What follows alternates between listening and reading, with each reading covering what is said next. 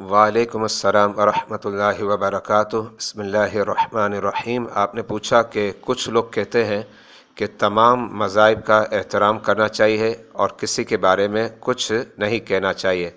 तो इसका जवाब मैं ये दूंगा जो कि कुरान और सुन्नत की रोशनी में है कि तमाम मज़ाहिब का अदब एहतराम इस हद तक कि मुसलमानों के मुल्क में अगर काफिर ज़िम्मी रहता है तो फिर उसके अपने हुकूक हैं और उनकी जान माल इज़्ज़त व आबरू की हिफाजत का ज़िम्मा हुकूमत वक्त पर होता है। ये बातें सब बिल्कुल दुरुस्त हैं।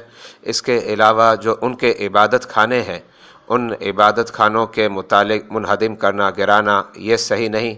लेकिन अदब व एहतराम का मतलब ये नहीं कि हम ये कहें कि वो भी हक़ पर है, इसलिए कि ज़ाहिर बात है इस वक्त रुए ज़मीन पर जो कि कुरान ने वादे किया इन्न दीन इंदल्लाहिल इस्लाम, कि अल्लाह की बारगाह में सिर्फ इस वक्त दीन इस्लाम ही हक़ है।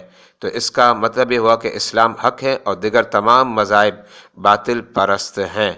हाँ, तशद्दुद की राह को इख्तियार ना किया जाए, लेकिन इतना तो वादे किया जाएगा कि अल्हम्दुलिल्लाह हम मुसलमान हैं और हम अहले हक़ हैं और हमारे अलावा जितने भी मज़ाहिब हैं ये बातिल परस्त हैं।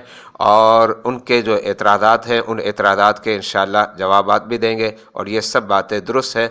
अदब एहतराम की जो डेफिनेशन है वो मैंने आपके सामने वादे कर दी कि एक हद तक है, इसके बाद नहीं होगा। वल्लाहु आलम बिस्सवाब। मोहम्मद वसीम ज़िया, मरकज़ुल उलूम इस्लामी अकेडमी, बादामी मस्जिद, मिठाद, कराची, पाकिस्तान।